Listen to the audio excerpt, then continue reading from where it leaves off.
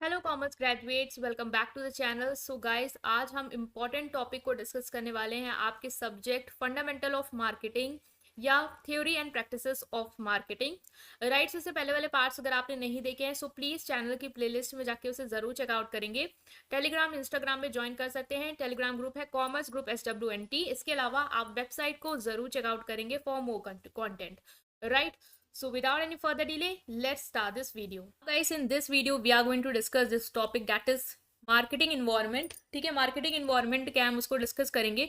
तो marketing environment basically, marketing environment आपने business environment जो है पढ़ा होगा कि बिजनेस के आसपास का इन्वायरमेंट, ठीक है, एक ऑर्गेनाइजेशन के आसपास के इन्वायरमेंट या मार्केट का जो इन्वायरमेंट है जो बिजनेस की वर्किंग के या बिजनेस के मार्केटिंग डिसीजन को इम्पैक्ट करता है, इन्फ्लुएंस करता है, वो होता है आपका मार्केटिंग इन्वायरमेंट। तो बेसिकली इसमें इंटरनल और एक्सटर्नल फैक्टर्स आ जाएंगे, मतलब कुछ अंदर के फैक्टर कुछ बाहर के फैक्टर, जो बिजनेस की मार्केटिंग डिसीजन, जो बिजनेस मार्केटिंग डिसीजन ले रहा है, ठीक है, जो भी मार्केटिंग डिसीजन है बिजनेस के कि प्रोडक्ट क्या होना चाहिए, क्या बनाना है, ठीक है, क्या फीचर्स होने चाहिए, किसके लिए बनाना है, प्राइसिंग क्या करेंगे, प्रमोशन कैसे करेंगे, ये सारे डिसीजंस होते हैं एक बिजनेस के। तो उनको इन्फ्लुएंस करता है, ये फैक्टर शेप करते हैं कि कैसे कंपनी चलेगी, कैसे वो कस्टमर के साथ इंटरेक्ट करेगी और कैसे वो अपने ऑब्जेक्टिव्स को अचीव करेगी। मतलब बहुत सारे फैक्टर्स हैं जो कंपनी की मार्केटिंग चीज़ों को, मार्केटिंग डिसीजंस और स्ट्रैटेजीज को इम्पैक्ट करते हैं। तो इसको हम दो कैटेगरीज में डिवाइड कर लेंगे, जैसे कि डेफिनेशन में भी है, इंटरनल एंड एक्सटर्नल इन्वायरमेंट। तो बेसिकली आएगा two type of environment, that is micro and macro environment. Micro environment क्या होता है? Micro environment refers to the immediate external factors, मतलब कि बाहर के फैक्टर्स की बात कर रहा है, लेकिन कैसे फैक्टर्स? जो जस्ट बाहर हैं, ठीक है, बिजनेस के जस्ट आसपास के जो एक्सटर्नल फैक्टर है, जो उसके डिसीजंस को, जिसके मार्केटिंग डिसीजंस को डायरेक्टली इन्फ्लुएंस करते हैं, ठीक है, वो कहलाते हैं आपके micro environment. These are the element आप बिजनेस इंटरेक्ट विद डेली, मतलब ये आसपास है तो भाई बिजनेस से डेली कांटेक्ट में रहेंगे, बिजनेस इनसे डेली इंटरेक्ट करता होगा। बेसिकली कौन कौन से हैं इसमें फैक्टर्स?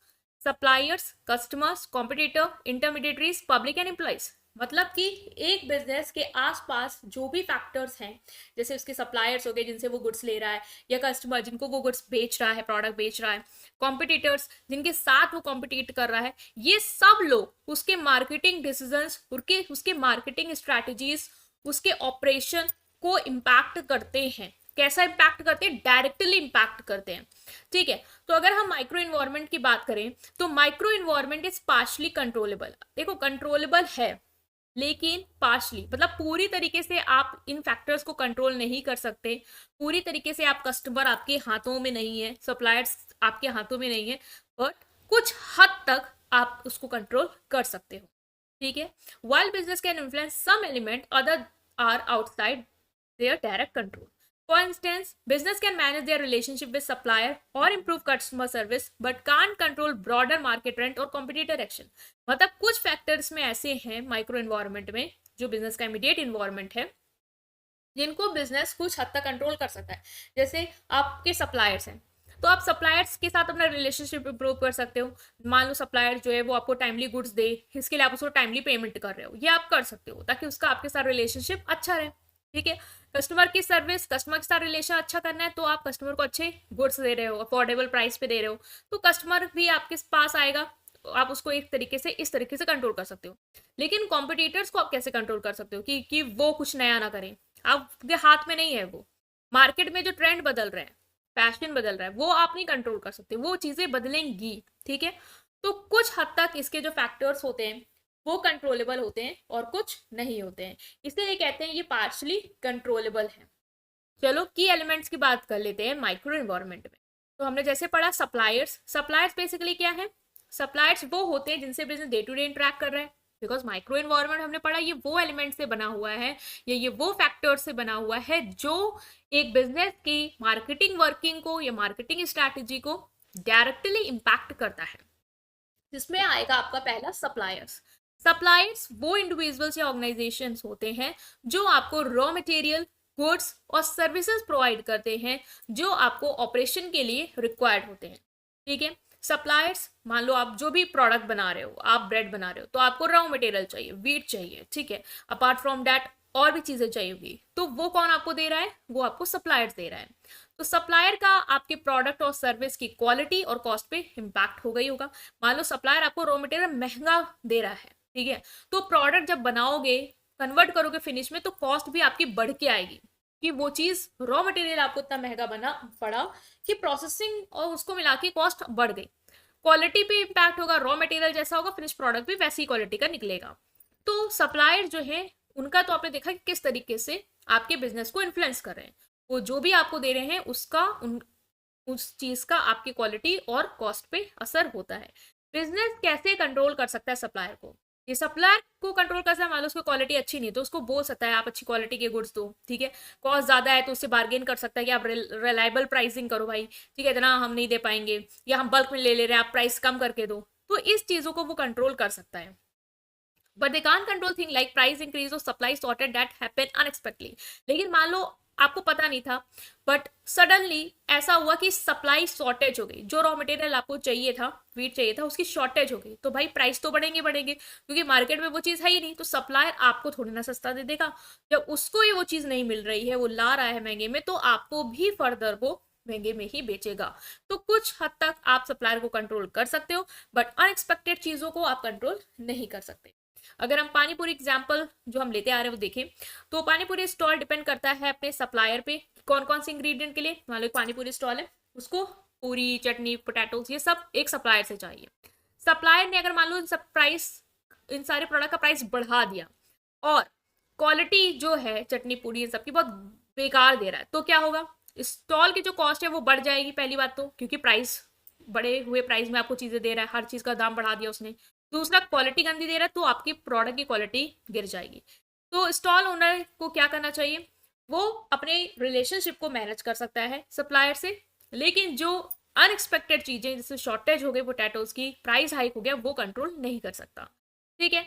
नेक्स्ट अगर हम देखें यहाँ पे, तो आता है आपका कस्टमर। कस्टमर वो लोग होते हैं जो आपके गुड्स को परचेज करते हैं, ठीक है, ये भी आपके डे टू डे आप इनसे इंटरेक्ट करते हो, ये भी आपके इमीडिएट इन्वायरमेंट के पार्ट है। इनकी प्रेफरेंस, इनकी एक्सपेक्टेशन, बाइंग बिहेवियर आपके बिजनेस पे असर डालता है, ठीक है। वो क्या पसंद कर रहे हैं, उनका बाइंग बिहेवियर क्या, वो क्या सोच की चीजें खरीदते हैं, क्या वो एक्सपेक्ट करते हैं, वो आपके बिजनेस पे असर डालेगा। तो ये कैसे इन्फ्लुएंस कर रहे हैं? ये इन सब चीजों से आप पे असर डाल रहे हैं। अब आप कंट्रोल कर सकते हो या नहीं? आप कंट्रोल कर सकते हो इस तरीके से कि उनकी एक्सपेक्टेशन, उनके प्रेफरेंस के अकॉर्डिंग उनको सामान दो। अगर आपको पता है कि उनको प्रेफरेंस ये है कि वो हाई क्वालिटी प्रोडक्ट पसंद करते हैं, प्रोडक्ट में डिस्काउंट होने चाहिए, तो आप करोगे क्या? आप इसी तरीके से चीजों को डेवलप करोगे और उन्हें दोगे। लेकिन मान लो कस्टमर किस तरीके से बिहेव करे या क्या चाहे, आपको ये हमेशा आप कंट्रोल करो, वो पॉसिबल नहीं होगा आपके लिए, ठीक है। तो ये हो गया आपका कस्टमर। नेक्स्ट आता है आपके कॉम्पिटिटर्स। कॉम्पिटिटर्स भी आपके इमीडिएट इन्वायरमेंट या माइक्रो इन्वायरमेंट के पार्ट है, इनसे भी आप डे टू डे इंटरेक्ट कर रहे हो और आपके वर्किंग पे डायरेक्ट कंट्रोल डाल रहे हैं, ठीक है। Competitor are other business offering similar product और सर्विस इन द मार्केट। मतलब ये क्या होते हैं? सेम मार्केट, जिस मार्केट में आप काम कर रहे हो उसी मार्केट में आप ही के जैसे गुड्स और सर्विसेज ये दे रहे हैं, इसलिए आपके क्या है? कॉम्पिटिटर्स हैं। लाइक कोल्ड ड्रिंक में पेप्सी, थम्स अप, ये सब आपस में कॉम्पिटिटर हैं, क्योंकि एक ही जैसे प्रोडक्ट दे रहे हैं और एक ही मार्केट में, इंडियन मार्केट में है। तो इनके एक्शन जो है वो बिजनेस की एबिलिटी जो है कस्टमर को अट्रैक्ट करनी या मेंटेन मार्केट शेयर को असर डालेगी। मान लो आपका कॉम्पिटिटर आपसे बढ़िया चीजें दे रहा है, ठीक है, आप बढ़िया ऑफर्स दे रहा है, तो आप वो नहीं दे रहे हो, तो कस्टमर कहाँ जाएंगे? उसके पास जाएंगे, तो आपका मार्केट का जो शेयर है वो क्या हो जाएगा? कम हो जाएगा, क्योंकि जो आपके पास आ रहे थे अब वो वहां जा रहे हैं।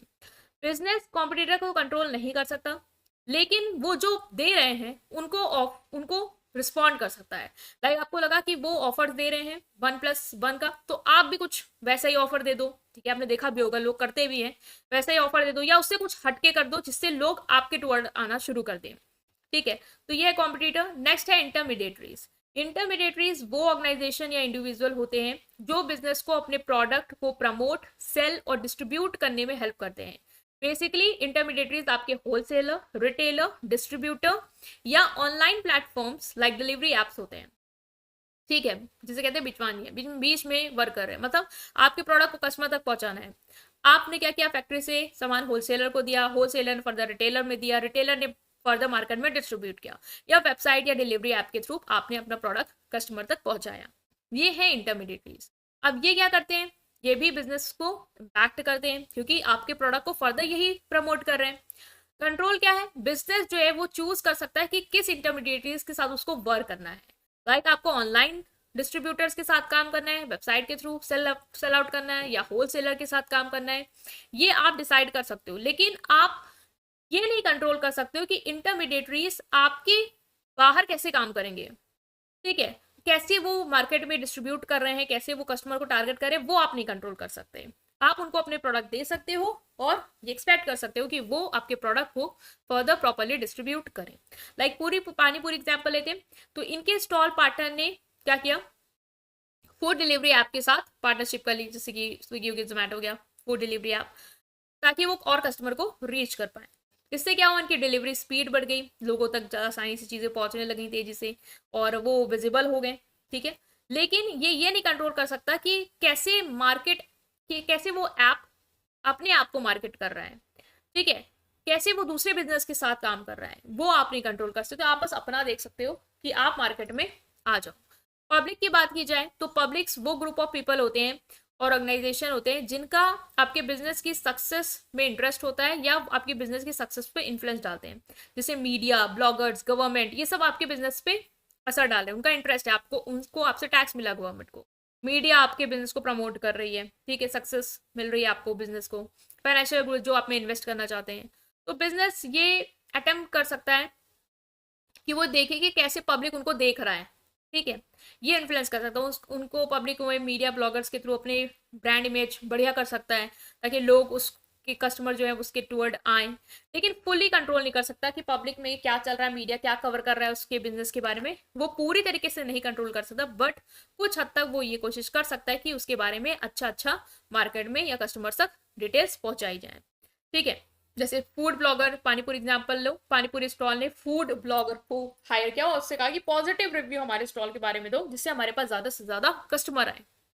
पॉजिटिव रिव्यू होंगे तो गुड सर अच्छे कस्टमर्स आएंगे, और पॉजिटिव रिव्यू में वो ये दे सकता है कि बहुत अच्छा स्टॉल है, हाइजीनिक है, अच्छे फूड डिलीवर कर रहे हैं। लेकिन ये नहीं कंट्रोल कर सकता कि मीडिया कैसे या ब्लॉगर कैसे उसके बिजनेस को फर्दर रिव्यू करना चाहते हैं। बहुत सारे मीडिया है, पूरी मीडिया है, आपके बिजनेस को अलग अलग लोग अलग अलग तरीके से रिव्यू करेंगे, तो वो पूरी तरीके से आप नहीं कंट्रोल कर सकते हो, बट आप कोशिश कर सकते हो कि अच्छा चीज़ें आपके बारे में जाएं। एम्प्लॉयज़ बेसिकली लोग होते हैं जो बिजनेस के लिए काम करते हैं, ये भी बिजनेस पे डायरेक्ट असर डालते हैं, including customer service, product quality, internal operation. मतलब डायरेक्टली इन्फ्लुएंस करते हैं कि कैसे बिजनेस चलना चाहिए, कैसे आप अपने कस्टमर को सर्विस प्रोवाइड करें, product quality. Of course employees हैं, वो काम कर रहे हैं आपके साथ ताकि आपके बिजनेस को इन्फ्लुएंस कर पाए, आपके कस्टमर सर्विस दे पाए, अच्छी क्वालिटी प्रोडक्ट आपके कस्टमर को प्रोवाइड करा पाए। तो बिजनेस जो है वो कोशिश कर सकती है, फुल कंट्रोल है, ऐसे एम्प्लॉयज़ को लाए जो परफेक्ट हों काम में, अपने कस्टमर को अच्छे से सर्व कर पाए, वर्किंग कंडीशन अच्छी दें। ठीक है, ये फुल कंट्रोल है। लेकिन एम्प्लॉयज़ अपने पर्सनल डिसीजंस कैसे लेते हैं वो ये नहीं कंट्रोल कर सकते, ये चीज़ें हैं। ठीक है, नेक्स्ट आता है मैक्रो एनवायरनमेंट। मैक्रो एनवायरनमेंट की बात की जाए तो macro environment refers to the broad external factor that affect all businesses and industries but are beyond their control. ये वो एक्सटर्नल फैक्टर्स होते हैं, ये एक्सटर्नल फैक्टर हैं, लेकिन ये और ज्यादा ब्रॉड है। ठीक है, वो आसपास के इमीडिएट है, लेकिन ये उससे भी आगे जो एक्सटर्नल फैक्टर है वो आता है मैक्रो एनवायरनमेंट, जो बिजनेस और इंडस्ट्रीज को असर डालता है, अफेक्ट करता है और उसके कंट्रोल के बाहर है। वहां तो आपने देखा कि कुछ हद तक कंट्रोलेबल है, चीजों को कंट्रोल कर सकते हो, बट ये जो मैक्रो एनवायरनमेंट है वो आप कंट्रोल नहीं कर सकते, वो आपके कंट्रोल के बियॉन्ड है। ये फैक्टर्स कहाँ कहाँ से इंक्लूड करता है, ये इकोनॉमी से, सोसाइटी से, गवर्नमेंट पॉलिसीज से इंक्लूडेड है। ठीक है, ये सारे फैक्टर्स में आएंगे जो आपके बिजनेस पे असर डालेंगे। Unlike micro environment where business have some control, macro environment is uncontrollable. However, business can adopt their strategies to survive and grow in changing condition. अब देखो इसके फैक्टर कौन कौन से हैं। पॉलिटिकल फैक्टर है। पॉलिटिकल फैक्टर क्या होता है, basically government policies, regulation, taxation, trade law. ठीक है, गवर्नमेंट की क्या पॉलिसीज है आपके बिजनेस को लेके, रेगुलेशन, टैक्सेशन क्या चल रहा है, ट्रेड लॉ क्या है। अब ये सब आपको फॉलो करने होंगे। गवर्नमेंट की कोई पॉलिसी आई है, जीएसटी है, तो वो आपको अप्लाई होती है आप पे भी, आपको वो फर्दर कंटिन्यू करना पड़ेगा। ठीक है, टैक्सेशन पॉलिसी है तो वो भी चीज़ें आपको इम्प्लीमेंट करनी होंगी। जो भी रूल्स एंड लॉ है आपके बिजनेस से रिगार्डिंग वो आपको फॉलो करने होंगे। तो डायरेक्टली आप पे ये इम्पैक्ट डाल रहा है। You have to follow that. आप ये कंट्रोल नहीं कर सकते कि हम ये फॉलो नहीं करेंगे, हम इसको बदल दें या चीज़ें हमारे लिए बदल जाएं। आप इकलौते बिजनेस नहीं हो, मार्केट में और भी है, सब कर रहे हैं, सो आपको भी वो चीज़ें करनी होंगी। तो अब गवर्नमेंट क्या पॉलिसी लाता है, क्या लॉ आते हैं, वो आप नहीं कंट्रोल कर सकते हो। बस आप ये कर सकते हो कि आप उनको फॉलो करो, ठीक है, ताकि आप कंपटीशन में बने रहो। गाइस इसको ठीक कर लेंगे आप। जो यहाँ पे की एलिमेंट ऑफ माइक्रो है, ये माइक्रो नहीं मैक्रो है, ठीक है, ये स्पेलिंग एरर है, तो आप इसको करेक्ट करेंगे। चलो नेक्स्ट में हम जाते हैं। नेक्स्ट हमारा फैक्टर आता है economic factor. Economic factor basically जो हम ये सारे जो भी फैक्टर में बात करें वो मैक्रो एनवायरनमेंट के, मतलब ये बिजनेस डायरेक्टली कंट्रोल नहीं कर सकता, ठीक है, कंट्रोल के बाहर है। ये एकदम से बैठा के दिमाग में सारे फैक्टर्स को समझना। तो इकोनॉमिक फैक्टर में कौन कौन सी चीज़ें आती हैं, ये इंक्लूड करता है एवरीथिंग जो मनी से रिलेटेड है, ठीक है, जो भी पैसों से रिलेटेड वो सारी चीज़ें इसमें आएंगी। Inflation, interest rate, employment level, ठीक है, पीपल की परचेजिंग पावर, कस्टमर की क्या परचेजिंग पावर है, कितनी महंगाई चल रही है, कितनी गरीबी चल रही है, इंटरेस्ट रेट क्या चल रहा है मार्केट में, ये सारे फैक्टर्स में आते हैं। जब इकोनॉमी अच्छी होती है, स्ट्रांग होती है, तो लोग क्या करते हैं, कस्टमर क्या करते हैं, ज़्यादा पैसा खर्चा करते हैं, तो बिजनेस क्या हो, एक ग्रो होते हैं। लेकिन जब वो वीक होती है इकोनॉमी हमारी कंट्री में, महंगाई बढ़ गई होती है, ठीक है, और कस्टमर के पास पैसे नहीं है, परचेजिंग पावर गिर गई है, तो बिजनेस स्ट्रगल करते हैं क्योंकि वो सामान बेच नहीं पा रहे होते। और आप कंट्रोल नहीं कर सकते, एज अ बिजनेस आप कंट्रोल नहीं कर सकते, बिकॉज मार्केट में अगर इन्फ्लेशन चल रहा है या डिफ्लेशन चल रहा है, वो आपकी वजह से नहीं चल रहा, आपकी इकलौती बिजनेस उस पे ही असर नहीं आ रहा, पूरी मार्केट पे असर आ रहा है। तो आप कंट्रोल नहीं कर सकते हैं, आपको इनके साथ क्या करना है, टैकल करना है। जैसे कि आपने देखा होगा जब रेसेशन होता है तो लोग पैसा बचाना शुरू कर देते हैं, ठीक है, लोग पैसा बचाना शुरू कर देते, ज़्यादा खर्चा नहीं करते, इसलिए जो लग्जरी ब्रांड होते हैं वो भी अपना प्राइस डाउन कर देते हैं ताकि उनका कुछ ना कुछ माल बिक जाए, ठीक है। तो इकोनॉमिक फैक्टर होते हैं। नेक्स्ट है सोशल फैक्टर, ये भी मैक्रो एनवायरनमेंट के फैक्टर है जो आपकी बिजनेस पे इम्पैक्ट डालता है और आप इसे कंट्रोल नहीं कर सकते। इसमें बेसिकली सोशल फैक्टर सारे आ जाएंगे कि कल्चर वैल्यू क्या है, लाइफस्टाइल में क्या बदलाव आ रहा है लोगों के, पॉपुलेशन ट्रेंड क्या है, पॉपुलेशन बढ़ रही है या घट रही है, कस्टमर क्या प्रेफर कर रहा है। बिजनेस को अगर इनको कंट्रोल करना है, कंट्रोल तो कर नहीं सकता, तो करेगा क्या, वो लोगों को समझे, अंडरस्टैंड करे कि क्या ट्रेंड बदल रहा है, क्या कल्चर में चेंजेस हैं, उसी के अकॉर्डिंग अपना जो प्रोडक्ट है वो बनाए, इनोवेट करे ताकि लोग उसको परचेस करें। जैसे कि आजकल लोग फिटनेस पे ज़्यादा फोकस कर रहे हैं, तो बिजनेस आप देखो बहुत सारे ब्रांड शुगर फ्री प्रोडक्ट दे रहे हैं ताकि कस्टमर उनको ले। तो आप कंट्रोल नहीं कर सकते, ये नहीं कह सकते कस्टमर से कि अपना लाइफस्टाइल मत चेंज करो, अनहेल्दी खाओ, ये नहीं कर सकते। आपको बदलना पड़ेगा अपने स्ट्रैटेजीज को, मार्केटिंग स्ट्रैटेजीज को, प्रोडक्ट डेवलपमेंट को उसी के हिसाब से। टेक्नोलॉजिकल फैक्टर बेसिकली जो टेक्नोलॉजी में इनोवेशन आ रहा है, ऑटोमेशन की तरफ हम मूव कर रहे हैं, मशीन की तरफ मूव कर रहे हैं, सब कुछ ऑटोमेटिक चल रहा है।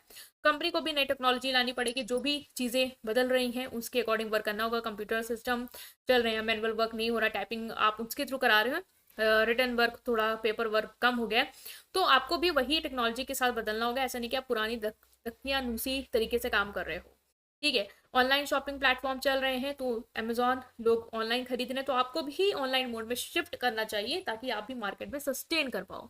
इन्वायरमेंटल फैक्टर बेसिकली जो इन्वायरमेंट से रिलेटेड है कि क्लाइमेट में क्या चेंज है, pollution law, eco friendly practices, जो भी लॉ बनाए गए हैं आपके लिए इन्वायरमेंट को प्रोटेक्ट करने के लिए, वो आपको फॉलो करने हैं ताकि कस्टमर आपके टुवर्ड अट्रैक्ट भी हो और उसको ये लगे कि आप अवेयर हो अपने इन्वायरमेंट को लेके। जैसे कार कंपनीज को आजकल ईवी इलेक्ट्रिक व्हीकल्स बना रही हैं क्योंकि पॉल्यूशन बढ़ रहा है, पेट्रोल भी महंगा है, ये भी एक कारण है।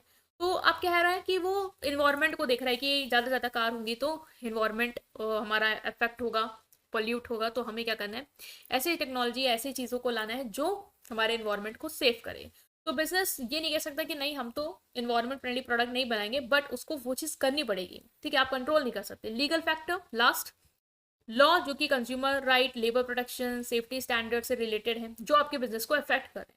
कोई भी ऐसा लॉ है जो आपके बिजनेस को अफेक्ट करता है, ऑफकोर्स कस्टम आपके यहाँ एम्प्लॉयज काम करें तो उनकी सेफ्टी स्टैंडर्ड्स को आपको फॉलो करना होगा, लेबर प्रोटेक्शन लॉ को फॉलो करना होगा, कंज्यूमर आपके जो कस्टमर है उनके राइट्स के लिए आपको जो रूल्स एंड लॉ है वो फॉलो करने होंगे ताकि आपके ऊपर कोई पेनाल्टीज ना आए और आपकी एक अच्छी इमेज बन पाए मार्केट में। आप ये नहीं कह सकते हम कंट्रोल नहीं करेंगे, ऑफकोर्स नहीं करेंगे तो आपके ऊपर एक्शन लिए जाएंगे, पेनाल्टीज लगाई जाएगी, तो आपको करना है ताकि आप मार्केट में अच्छी तरीके से बने रहें, रेपुटेटेड कंपनी स्टैंड आउट करा पाए। तो जैसे लॉ है जो चाहती है कि फूड कंपनी सारे इंग्रेडिएंट को लिखे अपनी पैकेजिंग में ताकि ट्रांसपेरेंसी रहे कि आपने क्या यूज़ किया है ताकि कस्टमर खरीदने से पहले, खाने से पहले सोचे कि उसे खाना है या नहीं। तो ये लॉ है, तो आपको ये फॉलो करना ही करना है। राइट गाइस, सो हमने डिस्कस किया आपका बहुत इंपॉर्टेंट टॉपिक कि मार्केटिंग इन्वायरमेंट क्या होता है। आई होप अंडरस्टैंड कर पाए। स्टिल कोई भी डाउट है कमेंट सेक्शन में पूछेंगे। वेबसाइट को विजिट जरूर करेंगे, वीडियो को लाइक करेंगे, चैनल को सब्सक्राइब करेंगे। Thank you.